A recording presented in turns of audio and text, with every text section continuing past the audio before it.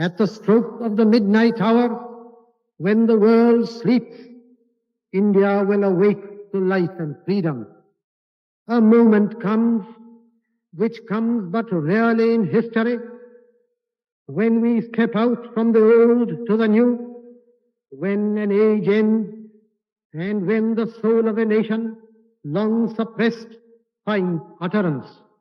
On 15th August 1947, the largest democracy in the world, India, which is today the seventh largest country in the world in terms of area, the second most populous country in the world, and the state with the fourth largest army and a nuclear power, came into existence after gaining independence from the British Raj after 200 long years of brutal colonization. The enormous influence India has over the world makes it necessary for the world to listen when India speaks. This is why the recently held Indian elections have a major impact not just in India but for the rest of the world. On the eve of its independence, India was a weakened nation, having been drained of its resources. This once mighty ancient civilization was only a shell of its former glory. Fun fact, if you ever wondered why most South Asians are obese and are more prone to diabetes, it's because the British colonization fueled the diabetes epidemic.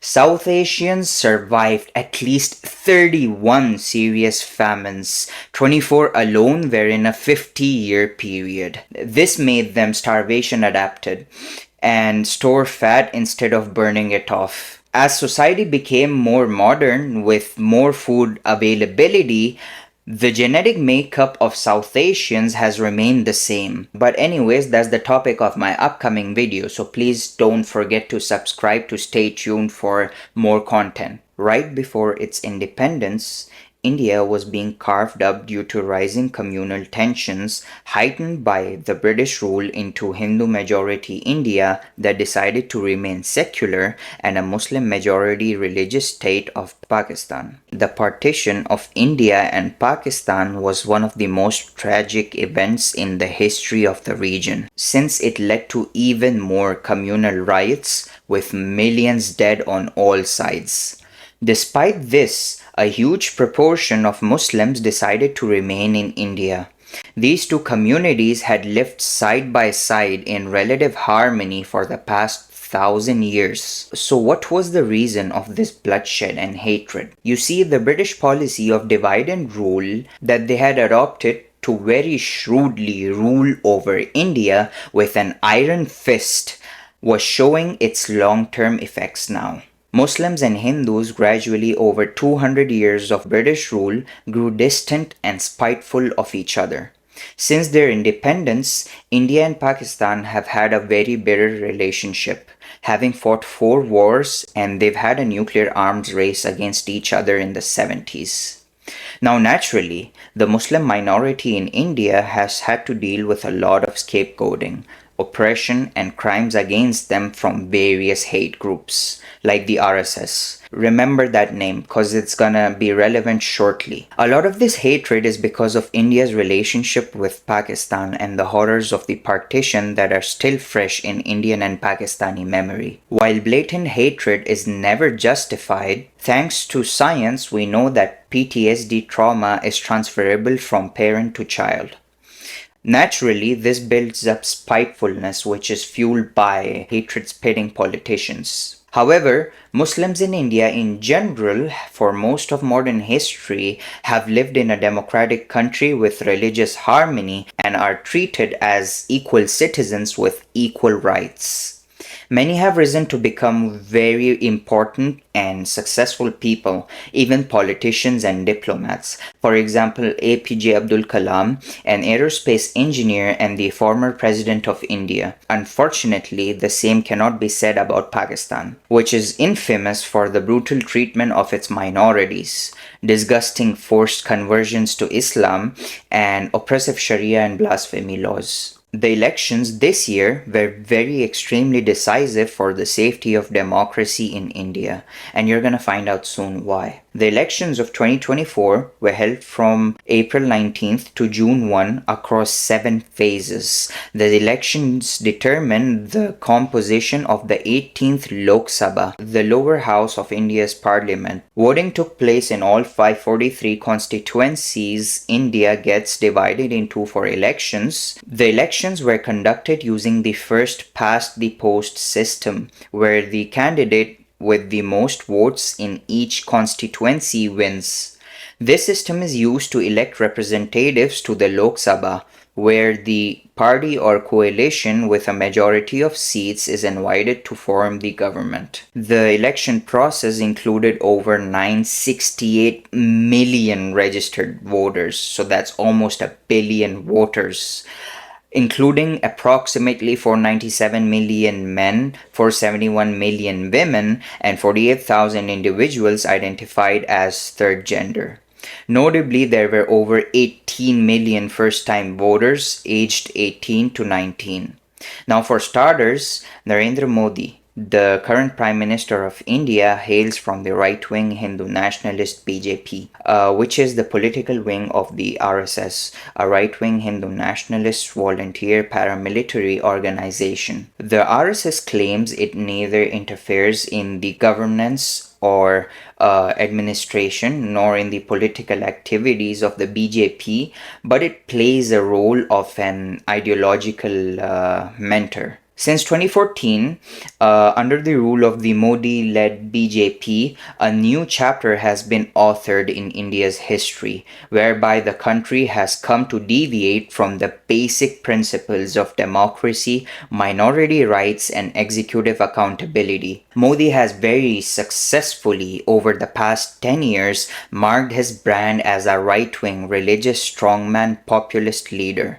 His rise to power can be compared to Recep Tayyip Erdogan of Turkey. Over the last decade, India has gone through a series of spectacular upheavals resulting from centralized and divisive decisions. These include the sudden demonetization of a majority of the country's paper currency in 2016, the overnight abrogation of autonomy and change of statehood for the Indian administered region of Jammu and Kashmir in 2019, and the creation of a religious route to Indian citizenship with the Citizenship Amendment Act in 2021. Meanwhile, routine changes to rules, institutions, and processes that often don't make the headlines but are radically transformative in how they seek to curb free expression, suppress political opposition, and narrow accountability have also occurred. At different times, academics and students at universities, farmers, media persons, human rights activists, tribal leaders, atheists, and sportswomen have all faced intimidation. Some have been beaten up, others have faced charges of sedition, imprisonment for simply expressing dissent. Insurgent and indigenous populations in the country have witnessed a growing repression in response to demands for political freedoms and religious minorities, especially Muslims and increasingly Christians, have been constantly othered and attacked on fabricated charges. Muslims have faced lynchings on the sole suspicion of possessing beef. Christians have been attacked on charges of allegedly seeking to carry out faith conversions. Hindutva adherents deploy a proliferating vocabulary of jihad accusations as a way to attack Muslim fellow citizens. Here, an insinuation of jihad is made against different aspects of Muslim life and livelihood. The most prominent of these is the conspiracy theory of love jihad, which is the allegation that interfaith marriages, particularly between Muslim men and Hindu women, are part of a sinister planned conspiracy. Likewise, Muslims are blamed for spreading coronavirus, for buying land, for selling vegetables, corona jihad, land jihad, vegetable seller jihad. The list goes on. in turn exposing them to social ostracism or violent retaliation from the Hindu right wing. India's ruling party does not have a single elected Muslim member of parliament, and textbooks in the country were recently revised to delete mentions of prominent Muslim forebears or eras. The height of Islamophobia in India is multidimensional and pervasive. It manifests in various registers so that Muslim Indian citizens are seen as suspect. Kashmiri Muslims are constructed as latent terrorists. Muslim refugees such as the Rohingya are called pests, and neighboring Pakistan is represented as an existential enemy as opposed to a rival. Modi's face is plastered on every other billboard, and it is well nigh impossible to open a newspaper that does not carry his image every day. Reflecting unusual levels of narcissism in public, he once wore a suit with his own name stitched in gold all over it, and he is known to crave the camera in staged settings. Meanwhile, he does not engage with serious allegations made by a governor rank figure against his handling of Kashmir's politics or the Pulwama attacks. Aside from courting diaspora Indians overseas through appeal to a nativist pride and participating in choreographed spectacles with assorted right-wing international leaders, he keeps to a teleprompter script, offers a highly curated and benign presence on his weekly radio program and on Twitter, and touts women empowerment while maintaining a studious silence in the face of the most egregious violence in the country. Whether it's anti-minority lynchings by Hindu mobs or savage gang rapes such as that of the 8-year-old Asifa in Kathua in 2018 or the Kukizo tribal Christian women in Manipur in 2023. The Modi myth proffers the idea of a paternal, ascetic, and efficient leader at the helm of a civilizational resurgence of India as a Vishwaguru or world leader. As of the making of this video, the BJP-led National Democratic Alliance has won 289 seats in the 543-seat parliament and is leading in one more. A majority requires 272 seats. The BJP itself has won 240 seats. That's more than any Indian party won between 1984 and 2009. When Modi first came to power and in most elections. It would have been an amazing result. But the expectation game is real and Modi and his party lost it severely. During the campaign, the NDA had a stated goal of winning 400 seats, a supermajority that would have allowed them to push through major legislative and constitutional changes. This means that probably there would be no more or completely rigged elections in the country the next time, and India would truly become a dictatorship. Even during these elections, there were multiple evidences of election rigging, huge electoral bond scams in the favor of the BJP, providing them with an enormous amount of money for the elections, many prominent opposition leaders being jailed, and most of the media and the judiciary were working in Modi's favor. Exit polls over the weekend were also wildly wrong, with most incorrectly projecting around a 350-seat victory for Modi. One of the most bizarre moments on Tuesday was a prominent pollster breaking down in tears on Indian TV over his extremely wrong forecast and being comforted by his fellow panelists on camera. The opposition Congress party, which very likely looked headed for political oblivion under the leadership of Rahul Gandhi, the much mocked fourth generation scion of India's most prominent political dynasty, appears likely to double its tally from the last elections. Once again, the results are 240 seats to the BJP and 99 to Congress.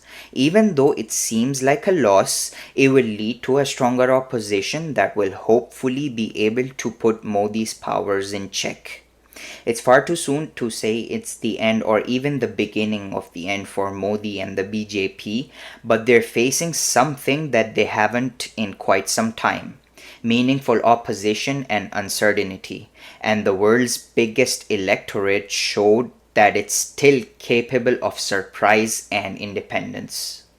So, what went wrong for Modi?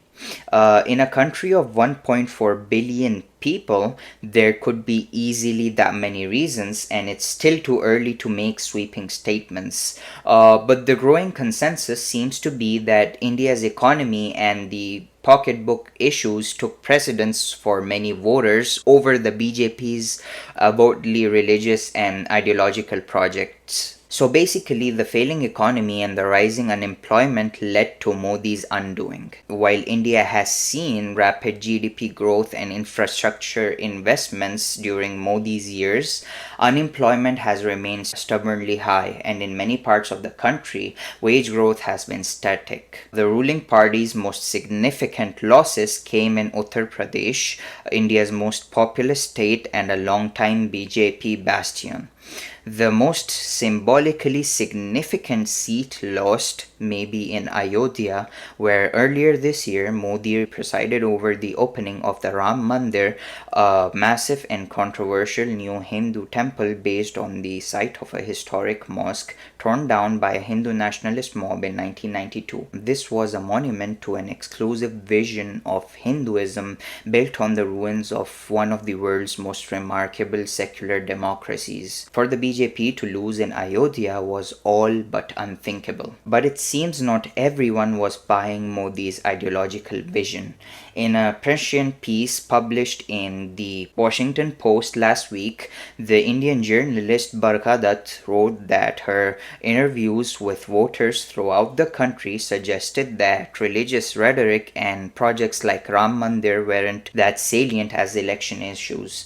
Even BJP supporters tended to focus on economic growth and Modi's personal qualities rather than sectarian concerns. When I asked what they would like to see him change, invariably I heard two answers: a greater focus on jobs and a toning down of the religious rhetoric. Barkha Dutt wrote, one Uttar Pradesh farmer told her politics based on religion is worthless. What we want is 24/7 electricity, enough water for our irrigation, and opportunities for our children. Instead, Modi seems to dial up the Hindu nationalist rhetoric in the closing weeks of the campaign, accusing his rivals to redistribute Hindu wealth to Muslims. But it seems to not have worked. Domestic and international critics have been ringing alarm bells about state of the world's largest democracy's political institutions for years, as Modi has presided over discriminatory policies targeting countries' religious minorities, as well as the harassment of journalists, NGOs, and opposition politicians, not just in India but abroad. India has been downgraded to an electoral autocracy on the widely cited VDEM index and is now classified as only partly free by the US NGO Freedom House. These autocratic tendencies were on full display in the lead up to the election, with opponents accusing BJP activists and the police of harassing opposition candidates into withdrawing and arresting opposition candidates as well. It would be a stretch to say that Indian voters have rejected Modi's approach. He's still arguably the most popular leader of a large democracy in the world, but the election results at least suggest that he's not immune from the forces of political gravity: inflation, slow growth, polarization, anti-establishment sentiment that have dragged down leaders elsewhere. Modi will continue to be the dominant force in Indian elections and a significant force in global politics for years to come, but his rise looks less inevitable and less invincible than it did just a few days ago. Now, this is just the beginning. Things are gonna get very interesting and very entertaining in Indian democracy and Indian politics very soon as things unfold over the next coming few months. So stay updated and subscribe to our channel. If the basic test of whether a country remains a democracy is that the party in power can still suffer a setback at the ballot box, India has passed.